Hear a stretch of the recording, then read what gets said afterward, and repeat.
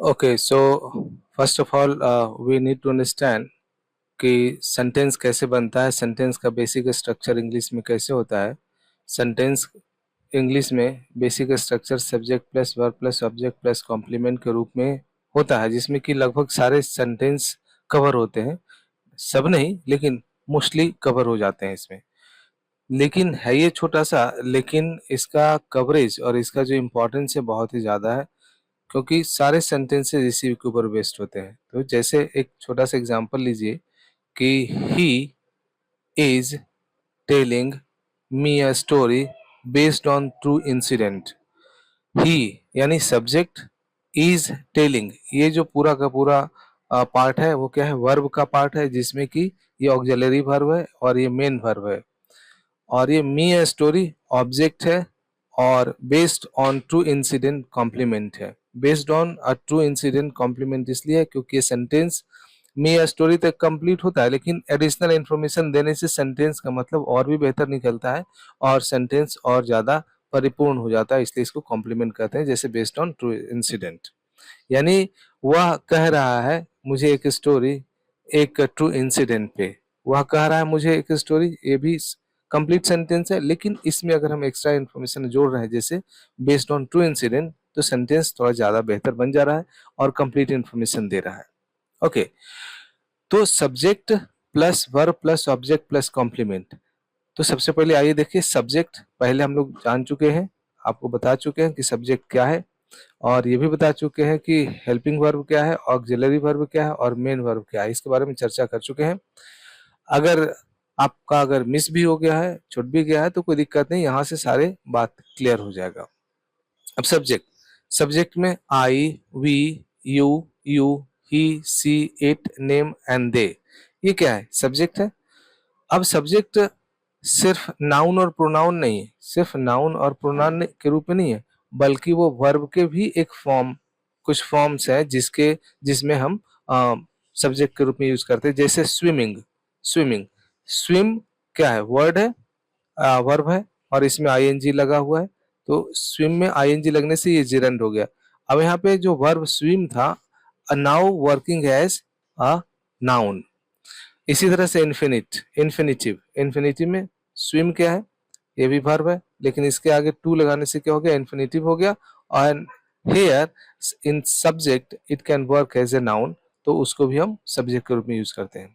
इसके अलावा क्लॉज यानी सेंटेंस, यानी क्लॉज जिसमें कि सब्जेक्ट भी है और वर्ब भी है, ये इसका भी हम यूज करते हैं किस रूप में, सब्जेक्ट के रूप में। जैसे what she said, what she said, तो सी सब्जेक्ट, सेड वर्ब, लेकिन व्हाट सी सेड क्या ये कंप्लीट सेंटेंस है, नहीं। What she said is true, उसने जो कहा वो सही है, यानी उसने जो कहा एक सिर्फ एक पार्ट है सेंटेंस का, टोटल सेंटेंस का, इसलिए इसे क्या कहेंगे, क्लॉज कहेंगे। क्या कहेंगे, क्लॉज कहेंगे। क्लॉज यानी एक सेंटेंस है लेकिन अपने आप में पूरा नहीं है, इसलिए इसको हिंदी में वाक्यांश भी कहते हैं, क्लॉज भी कहते हैं इंग्लिश में। सो आई थिंक कि आपको ये समझ में आ गया होगा सब्जेक्ट वाला पार्ट। अब आते हैं ऑब्जेक्ट हेल्पिंग वर्ब वाले पार्ट में। हेल्पिंग वर्ब किसे कहते हैं, जो मेन वर्ब को सहायता करता है उसके मतलब को ज्यादा क्लियर करने के लिए, या फिर जो एक्शन हुआ वो किस समय में एक्शन हुआ, यानी किस टाइम पे एक्शन हुआ, समझ रहे हैं ना, और किस टाइम के किस ब्लॉक में, यानी किस कंडीशन में वो एक्शन हुआ, यानी कि किस फॉर्म में हुआ। ओके, तो अब जैसे यहाँ पे गो, वेंट, गॉन, गोइंग, गोज, यहाँ पे देख रहे हैं आप, ये 5 मेन वर्ब है। यानी कि मेन वर्ब किसको कहते हैं, जो मुख्य क्रिया है, यानी कि जैसे ईट, स्लीप, रीड, यानी कि मेन वर्ब है, मुख्य क्रिया। जो एक्शन वर्ड है इसको एक्शन वर्ड के रूप में देखते हैं, है ना, एक्शन वर्ड ही मेन वर्ब है। तो अब आगे देखिए कि इसके 5 रूप हैं, 5 फॉर्म्स ऑफ वर्ब। जैसे V1 है, V2 है, V3 है, V4 है, V5 है। ओके, तो V1 क्या है, गो, V2 क्या है, वेंट, V3 क्या है, गॉन, V4 क्या है, गोइंग, V5 क्या है, गोज। ओके, तो आप यहाँ देख रहे हो कि जो गो है, go, went, gone, going and goes, ये 5 फॉर्म हुआ। ये क्या है? ये प्रेजेंट में है। ये किस में है? प्रेजेंट में है। ये किस में है? पास्ट में है। ये किस में है? परफेक्ट में है। ये किस में है? कंटिन्यूअस में है। कंटिन्यूअस में है। ये भी क्या है? प्रेजेंट में है। ठीक है, कंटिन्यूअस में है। ये क्या है? कंटिन्यूअस, ये कंटिन्यूअस में है। ठीक है ना? तो V1 हमेशा प्रेजेंट में रहेगा, V2 हमेशा पास्ट में रहेगा, और V3 जो है परफेक्ट को दर्शाता है। अब ये परफेक्ट प्रेजेंट का भी हो सकता है, पास्ट का भी हो सकता है, और फ्यूचर का भी हो सकता है, और फ्यूचर का भी हो सकता है। ये मोटे तौर पे कहलाता है पास्ट पार्टिसिपल। क्या कहलाता है? Past participle. ओके, क्लियर है? तो ये 5 फॉर्म जो वर्ब के हैं वो कॉम्बिनेशन करते हैं किसके साथ? हेल्पिंग वर्ब के साथ। एक टेंस को, उसको सही समय को बताने के लिए, उसके सही काल को बताने के लिए, जो क्रिया घटी वो किस समय में घटी। ठीक है ना? और वो एक्शन का कंडीशन क्या है, उस एक्शन का अभी वस्तु स्थिति क्या है, सिचुएशन क्या है, क्या वह चलता है, क्या वह चल रहा है, क्या चल चुका है, या अभी हो ही रहा है। समझ रहे ना? यानी ये मोटे तौर पे उनकी सारी घटनाओं के बारे में बताना शुरू कर देता है। जैसे गो, गो क्या है? अभी चलता है। वेंट चला, गॉन चल चुका, गोइंग चल रहा है, गोज भी चलता है। अब यहाँ पे देखने वाली बात यह है कि V1 गो के सामने क्या लगा हुआ है? प्लूरल लगा हुआ। गो के सामने लगा हुआ है प्लूरल, और गोज के सामने लगा हुआ है सिंगुलर। यानी आप देखेंगे कि जैसे ही वर्ब, वर्ब जो है बाय डिफॉल्ट, है ना, बाय डिफॉल्ट क्या होता है? प्लूरल होता है। क्या होता है? प्लूरल होता है।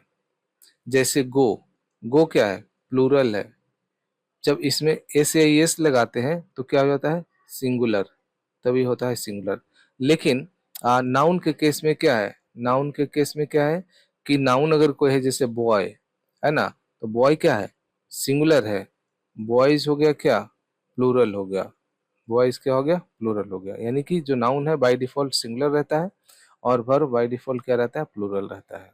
तो इस चीज को ध्यान में रखना है ताकि गलती ना हो आगे। ओके, यानी अब प्लूरल को सिंगुलर बनाने के लिए यहाँ एस या एस का यूज करते हैं। दोनों में से कोई भी यूज कर सकते हैं इसको। अब देखिए यहाँ पे कि हेल्पिंग वर्ब। अब आपने सब्जेक्ट के बारे में भी समझ लिया, मेन वर्ब के बारे में भी समझ लिया, अब इसके हेल्पिंग वर्ब के बारे में समझेंगे।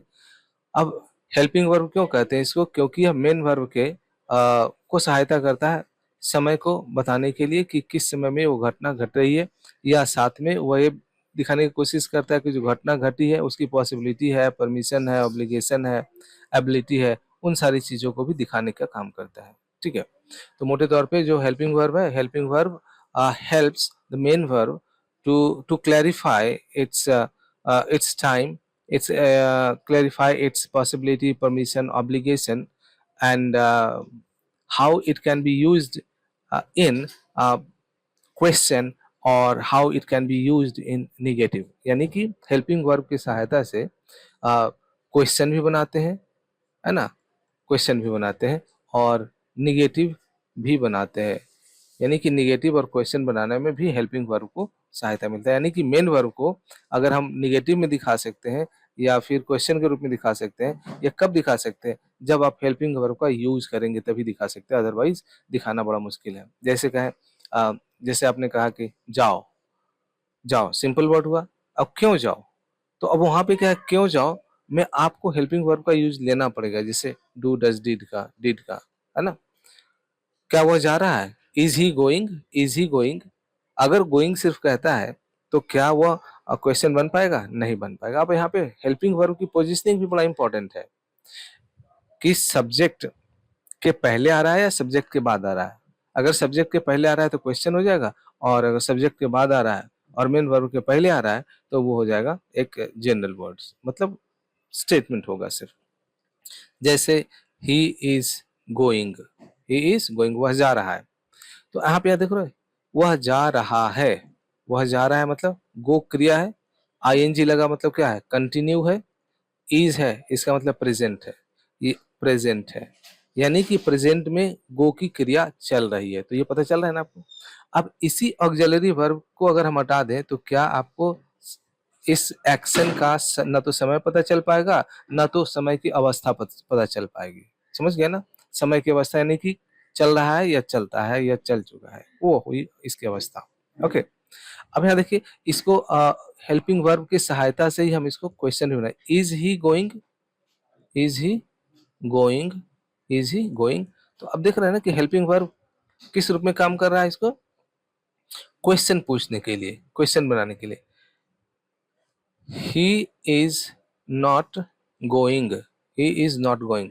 तो अब देख रहे हो, ये निगेटिव बनाने के लिए भी अगर आप ऑक्सिलरी वर्ब की सहायता आपको लेना पड़ रहा है। जैसे ही इजंट गोइंग, इजंट गोइंग। तो आप देख रहे हो ना कि किस तरह से हेल्पिंग वर्ब हेल्प कर रहा है मेन वर्ब को, उसके समय को और उसकी कार्य की अवस्था को बताने के लिए। समझ गए? यानी कि हेल्पिंग वर्ब का क्या यूज होता है। अब हेल्पिंग वर्ब को देखें तो तीन तरह के हेल्पिंग वर्ब है ना। हेल्पिंग वर्ब को टोटल तीन भागों में बांटा गया। टोटल हेल्पिंग वर्ब कितना है? 24। हेल्पिंग वर्ब कितना है? 24। ये बहुत इंपॉर्टेंट है क्योंकि इसी के आधार पे बहुत सारे सेंटेंसेस बनते हैं, सारे सेंटेंसेस बनते हैं in combination with main verb. Okay, तो अब सबसे पहले देखें कि प्राइमरी वर्ब क्या है, प्राइमरी ऑक्सिलरी वर्ब क्या है। प्राइमरी में हो गया do, does, did, is, am, are, was, were, has, have, had. ये क्या हो गया? प्राइमरी ऑक्सिलरी वर्ब हो गया। Do, does, did, is, am, are, was, were, has, have, had. इसका यूज जनरली क्वेश्चन बनाने में, निगेटिव में और टेंसेस को दिखाने के लिए इसका यूज करते हैं। ठीक है।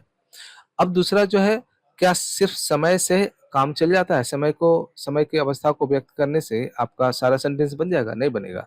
लेकिन इसके लिए फिर क्या है कि आपके बहुत सारे जो भावनाएं हैं, जो इमोशंस हैं, जो पॉसिबिलिटीज है, परमिशन है, एबिलिटी है, ऑब्लिगेशन है, तो इन सब चीजों को दिखाने के लिए आपको ये प्राइमरी ऑक्सिलरी वर्ब से ज्यादा जरूरी क्या है? मॉडल। इस तरह के जो वो ऑक्सिलरी वर्ब का यूज करते हैं वो मॉडल ऑक्सिलरी वर्ब कहलाते हैं। जैसे can, could, may, might, shall, should, will, would, must, ought to. इन सभी ऑक्सिलरी वर्ब का यूज करते हैं किसके लिए? पॉसिबिलिटी दिखाने के लिए, परमिशन दिखाने के लिए, एबिलिटी दिखाने के लिए, ऑब्लिगेशन दिखाने के लिए। अब तीसरा जो है मार्जिनल ऑक्सिलरी वर्ब, जैसे use to, need and dare. Use to, need and dare, ये बहुत ही कम यूज होता है इनका हेल्पिंग वर्ब के रूप में।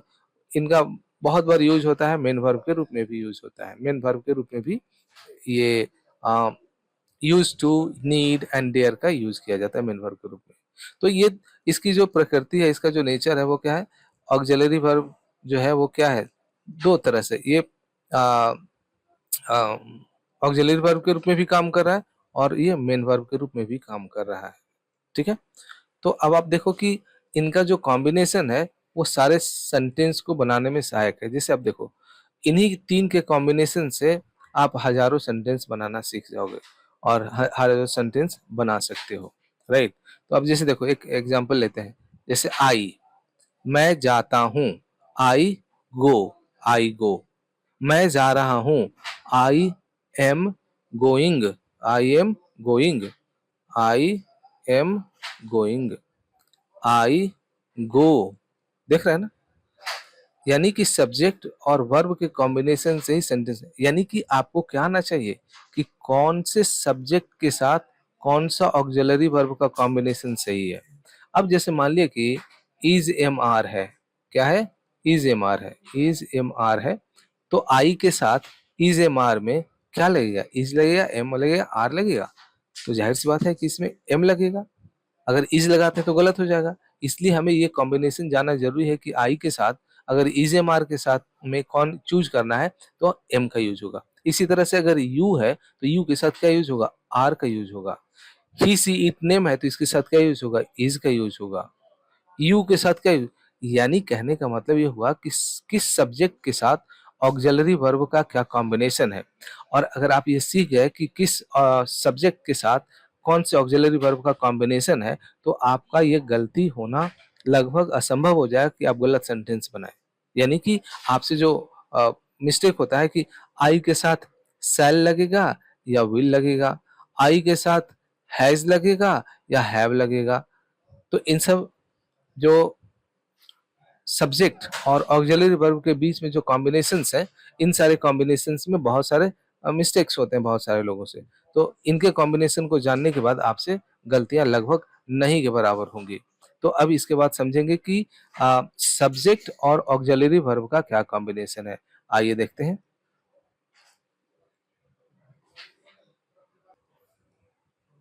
यानी सब्जेक्ट और हेल्पिंग वर्ब के बीच का कॉम्बिनेशन देखते हैं।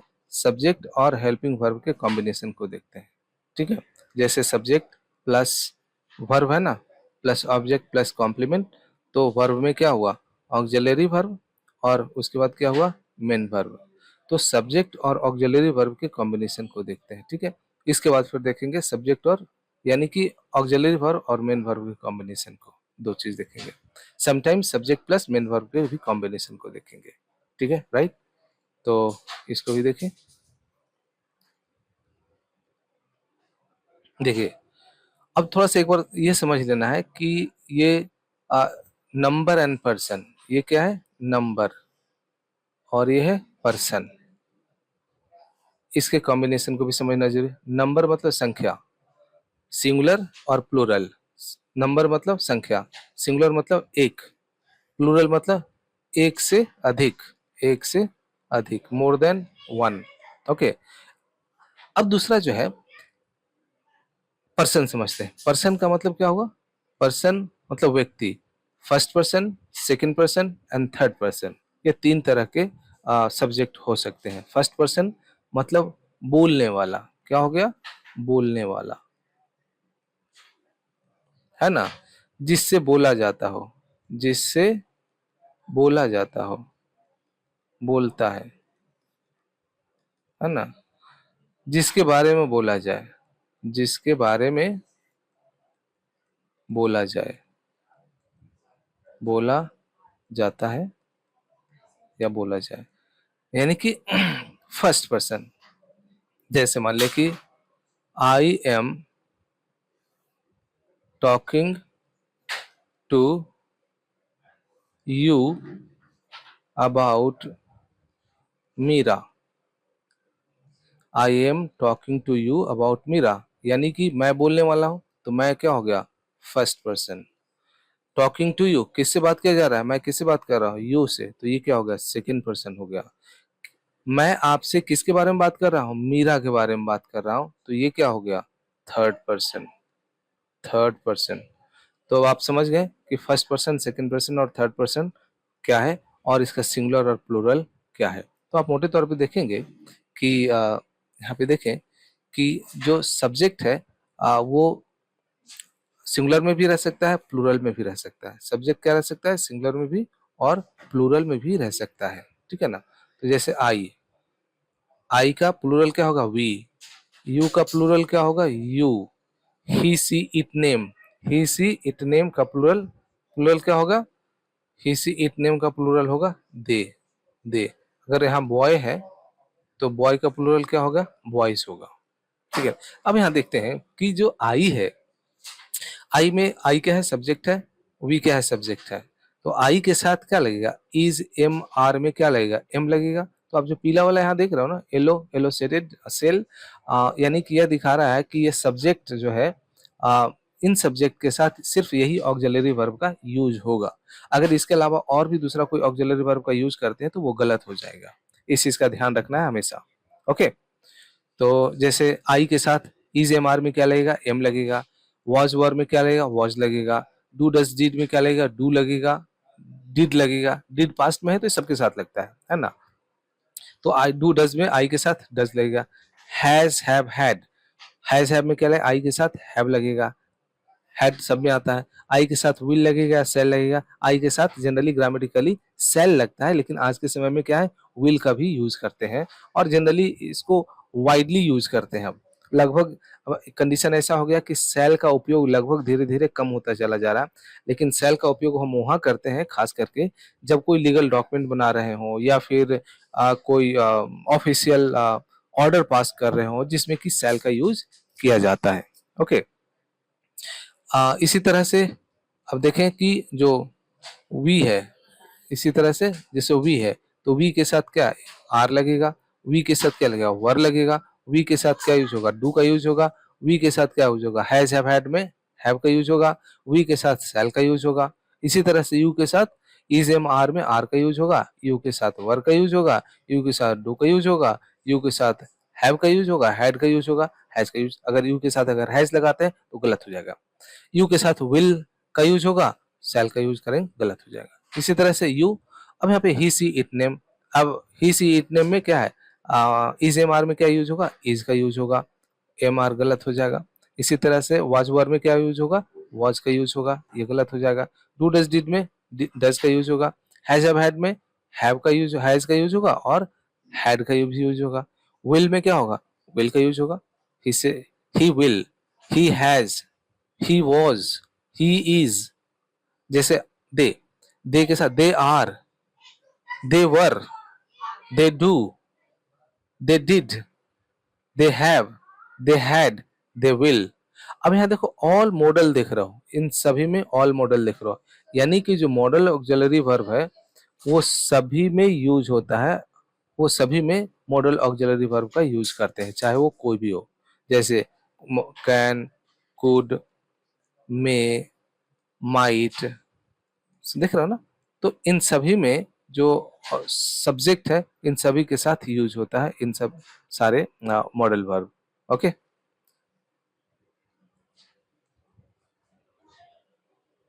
अब देखिए अभी हमने देख लिया कि सब्जेक्ट के साथ ऑक्सिलरी वर्ब का क्या कॉम्बिनेशन है। क्लियर हो गया, ठीक है। अब देखेंगे ऑक्सिलरी वर्ब और मेन वर्ब के साथ क्या कॉम्बिनेशन है, यानी कि सही ऑक्सिलरी वर्ब और सही मेन वर्ब का कॉम्बिनेशन होना बहुत जरूरी है, नहीं तो सेंटेंस गलत हो जाएगा, मतलब भी गलत निकल सकता है। So now we will focus on helping verb and main verb के फॉर्मेशन को और कॉम्बिनेशन को। ओके, आइए अब देखें ऑक्सिलरी वर्ब और फॉर्म्स ऑफ मेन वर्ब के कॉम्बिनेशन को, क्योंकि ये बहुत जरूरी है। क्योंकि अगर गलत ऑक्सिलरी वर्ब और गलत फॉर्म्स ऑफ वर्ब का यूज करेंगे तो आपका सेंटेंस गलत हो जाएगा, मतलब भी अलग निकलना शुरू हो जाएगा। इसलिए ऑक्सिलरी वर्ब और फॉर्म्स ऑफ वर्ब की कॉम्बिनेशन को समझना बहुत जरूरी है ताकि आपका सेंटेंस सही हो। जैसे इज, एम, आर, वॉज, वर, इन सभी के साथ में हमेशा वी फोर का यूज होगा। किसके साथ यूज होगा हमेशा वी फोर का यूज होगा। और वी फोर हमेशा क्या दिखा रहा है कंटिन्यूअस दिखा रहा है, कंटिन्यूअस। अब ये कंटिन्यूअस प्रेजेंट में भी हो सकता है पास्ट में भी हो सकता है। अगर ये इज एम आर ये क्या है प्रेजेंट में है तो वी फोर भी क्या ले जाएगा प्रेजेंट कंटिन्यूअस, प्रेजेंट कंटिन्यूअस। इसी तरह से वॉज वर क्या है ये पास्ट में है तो पास्ट कंटिन्यूअस हो जाएगा। इसका बेसिकली रहा था रही थी रहे थे, रहा था रही थी रहे थे। इसी तरह से हिंदी में इसकी जो पहचान है और वो रहा है रही है रहा है रहे, यानी कि इज एम आर वाला में इसमें रहेगा ये चीज, राइट। अब जो है देखते हैं डू डज डिड, क्या है do does did, do do does did ये तीनों के साथ हमेशा V1 का यूज होगा, हमेशा V1 का यूज होगा। इसके अलावा और कोई भी अगर फॉर्म लगाते हैं तो वो क्या हो जाएगा गलत हो जाएगा। अगर डू डज डिड के साथ अगर V4 लगाएंगे तो ये कॉम्बिनेशन क्या है गलत होगा, हमेशा यही कॉम्बिनेशन लगेगा डू डज डिड। जैसे डू क्या है डज है ये प्रेजेंट का है, जैसे ता है ती है ते हैं ता है ती है ते हैं, तो डू डज का यूज इसमें V1 के साथ हमेशा होगा। डिड के साथ हमेशा V1 का यूज होगा पास्ट में, जैसे उसने पढ़ा वो पढ़ता था, उसने खाया वो खाता था, लाइक सेंटेंस में। यानी कि डू डज डिड में हमेशा V1 का यूज करना है, आगे से ध्यान रखना है। अब आगे देखिए has have had, has have had, has have had के साथ हमेशा V3 का यूज होगा। और हैज हैव हैड हमेशा V3 क्या दिखाता है हमेशा परफेक्ट दिखाता है। अब ये प्रेजेंट में भी हो सकता है पास्ट में भी हो सकता है। प्रेजेंट में है तो हिंदी में इसकी पहचान है चुका है चुकी है चुके हैं, चुका है चुकी है चुके हैं। और अगर पास्ट में है तो चुका था चुके थे चुके हैं। तो इस तरह से हैड जो है V3 के साथ लगाते ही क्या हो जाता है पास्ट परफेक्ट हो रहा है। तो मोटे तौर पे आप देखेंगे कि आप जो भी समय से रिलेटेड अगर कोई सेंटेंस बनाते हैं तो अगर इन दोनों का कॉम्बिनेशन अगर गलत है, यानी कि ऑक्सिलरी वर्ब और वर्ब फॉर्म का अगर कॉम्बिनेशन गलत है तो आपका सेंटेंस भी रॉन्ग हो जाएगा, सेंटेंस भी रॉन्ग हो जाएगा, कोई रोक नहीं सकता। इसलिए जब भी आपको टेंस से रिलेटेड समय से रिलेटेड कोई सेंटेंस को अगर चेक करना है कि सही या गलत है तो आप इन कॉम्बिनेशन को उठा करके देख सकते हो और चेक कर सकते हो कि ये सही है या गलत है। ठीक है, अब आगे देखते हैं इसके साथ।